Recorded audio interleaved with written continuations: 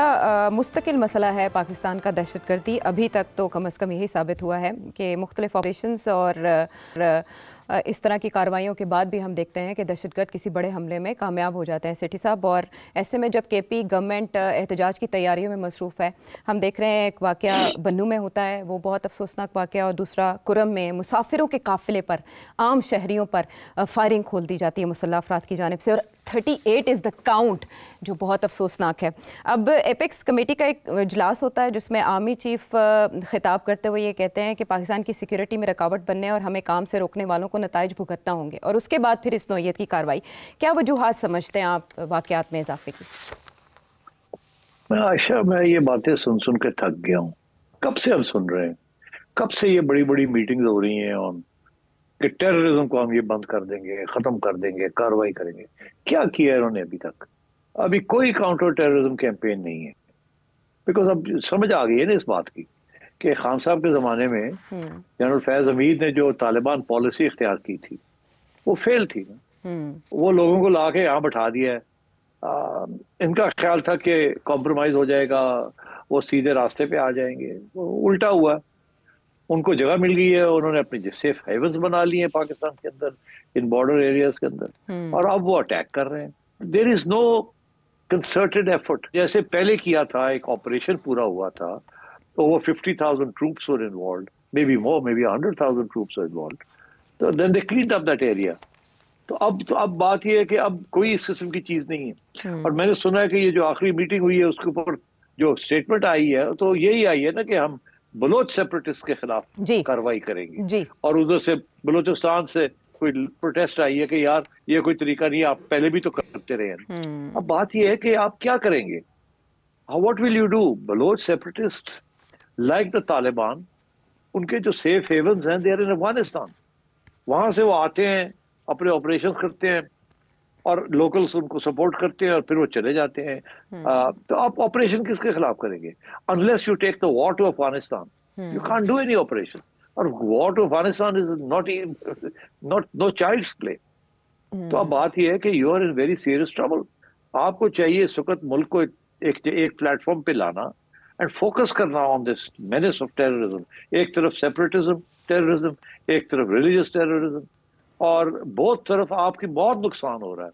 और अब जो सबसे ज्यादा सीरियस इशू बन गया है, जिसको आप अवॉइड नहीं कर सकते, is your problems with China. China ने एहतजाज किया आपसे कि you are not providing us security, और चाइनीज प्रेसिडेंट साहब जो हैं वो चाइना के अंदर अंडर प्रेशर आ रहे हैं। जो मैं इंटरनेशनल मीडिया पढ़ रहा हूँ, चाइनीज मीडिया पढ़ रहा हूँ, उससे ये है कि he is coming under pressure from his own rank and file कि जी हमें वर्कर्स हम एक्सपोर्ट कर रहे हैं, हमें प्रोटेक्शन नहीं मिल रही। कहीं भी दुनिया में और उनके चाइनीज वर्कर्स को के ऊपर अटैक्स नहीं हो रहे सिवाय पाकिस्तान के। And this is critical, two reasons. Pakistan is critical for China because of CPEC and the road and belt initiative. उनके लिए ये गेटवे बहुत important, number one. Number two, उन्होंने ये सोचा था कि best way to do this is to make investments in Pakistan, ताकि पाकिस्तान का भी एक वेस्टेड इंटरेस्ट हो इन द चाइनीज रूट।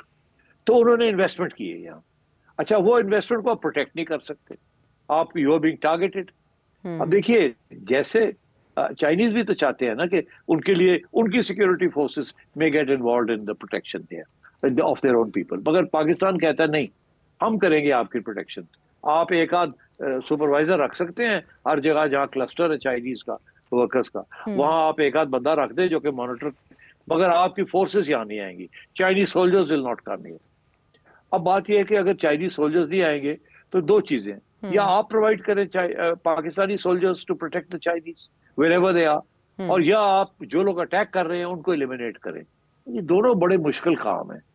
और ये वो मुल्क है जहां आपकी जो सिक्योरिटी एजेंसीज हैं वो वैसे ही लड़ाई झगड़े हो रहे हैं सियासी तौर पे, एंड डिस्ग्रंटलमेंट है एवरीवेयर। तो मतलब it's a very difficult situation, but you know you have to have your priorities right. अब प्रायोरिटीज ये बलोचों के साथ बातचीत भी नहीं है, वो करने के लिए भी तैयार नहीं है। उनको पीछे से इंडिया हेल्प कर रहा है, या तालिबान को भी इंडिया दे रहा है। तो अब और इंडिया के साथ मुकमुका करने के लिए हम तैयार नहीं है, हम बिल्कुल तैयार नहीं है। अभी हाल ही में चीफ साहब ने ठीक ठाक खड़काया है इंडिया को। अब बात यह है कि एक तरफ आप कहते हैं क्रिकेट खेले आके आप, दूसरी तरफ आप उनको खड़काते हैं। तीसरी तरफ वो आपको खड़का रहे हैं। तो मतलब है कि ये कोई तरीका तो नहीं है। और मैं आपको एक बात बता दूं जाते जाते, दिस इज जी। Very very significant. हम्म। अगर ये बात हमारी एस्टेब्लिशमेंट को नहीं समझ आई तो they should have some serious thinking about this. देखिए, सबसे अहम डेवलपमेंट जो हो रही है अमेरिका में और ग्लोबल पॉलिटिक्स में, वो हो रही है डोनाल्ड ट्रंप। डोनाल्ड ट्रंप के सबसे कोर इशू है चाइना, कोर इशू। और उसने चाइना को रिस्ट्रेन करना है, रिस्ट्रिक्ट करना है। अब वो क्या उसकी स्ट्रेटजी हो सकती है, कैसे करेगा चाइना को रिस्ट्रिक्ट? एक तो खैर वो चाइना के ऊपर ट्रेड बैरियर्स लगाएगा अमेरिका, जी। मगर इससे भी ज्यादा अहम is the road and belt initiative, जिसकी वजह से चाइना एक्सपैंड कर रहा है। उसके tentacles all across the globe जा रहे हैं वाया द इकोनॉमिक रूट। उसको रोकेगा वो। एक तो डोमेस्टिक चाइना की एंट्री टू अमेरिका, उसको रिस्ट्रिक्ट करेगा। दूसरा ग्लोबली, अब उसके लिए road and belt initiative is critical. वो मैं ये समझता हूं कि चाइना को रोकने के लिए पाकिस्तान इज क्रिटिकल। अगर पाकिस्तान एक फंक्शनल रियासत हो गई तो चाइना को रूट मिल जाएगा, विच वॉज चाइनाज एम, कि पाकिस्तान की रियासत को और मुल्क को अफ्लोट रखना है।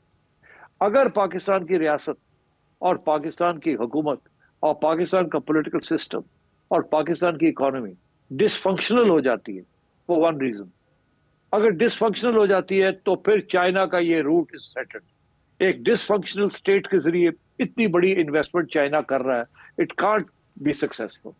और डिसफंक्शनैलिटी पाकिस्तान स्टेट की 3 एरियाज में हो सकती है। एक ये कि पॉलिटिकल सिस्टम कोलैप्स कर जाए, दूसरा ये कि मईशत टेक ऑफ ना करे, तीसरा ये जो कि वो डिपेंडेंसी अब हो गई है, आप देख रहे हैं क्या हो रहा है, और तीसरा ये कि टेररिज्म की वजह से पाकिस्तान की सिक्योरिटी फोर्सेस को बॉक डाउन कर दिया जाए।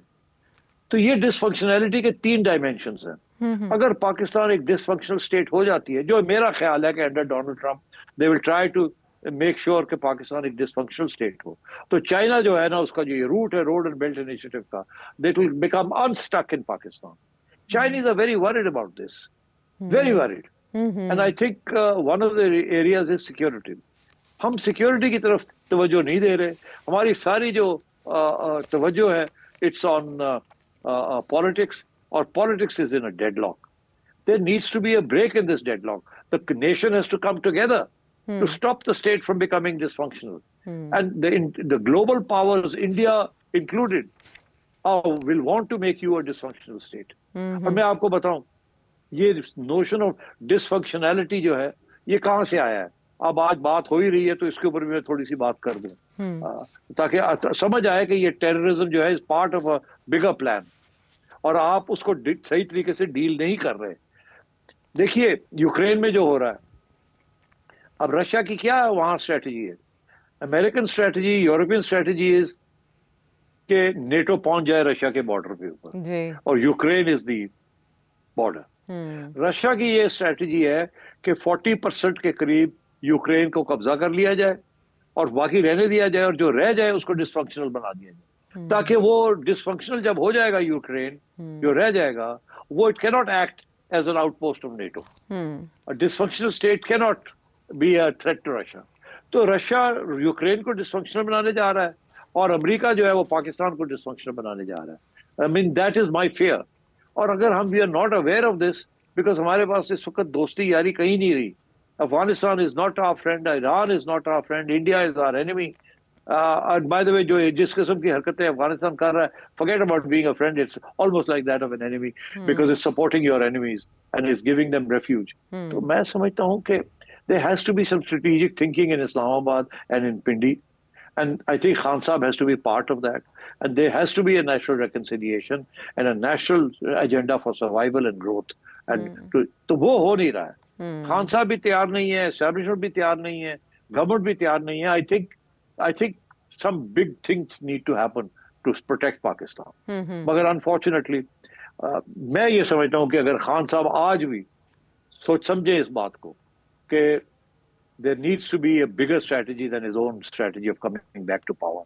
अगर वो समझे तो मेरा ख्याल है then he can reach out to the establishment and to the government, and we can find a way whereby अगले 3 साल में इकोनॉमी रिवाइव हो जाए, टेररिज्म के ऊपर काबू पा लिया जाए, 3 साल के बाद इलेक्शन हो जाएं, खान साहब अगर जीतते हैं इलेक्शन जीत के आ जाएं, और उस वक्त मोडस ऑपरेंडाई जो है एक functioning parliament, functioning government, a good relationship with the establishment, and Khan Sahib can come back to power, but not on the basis of इंतकामी कार्रवाई, and not on the basis of जिस किस्म की वो foreign policy हरकतें कर रहे थे and so on. He needs to be a mature statesman governor now. He can't be a maverick politician जो कि वो पहले थे.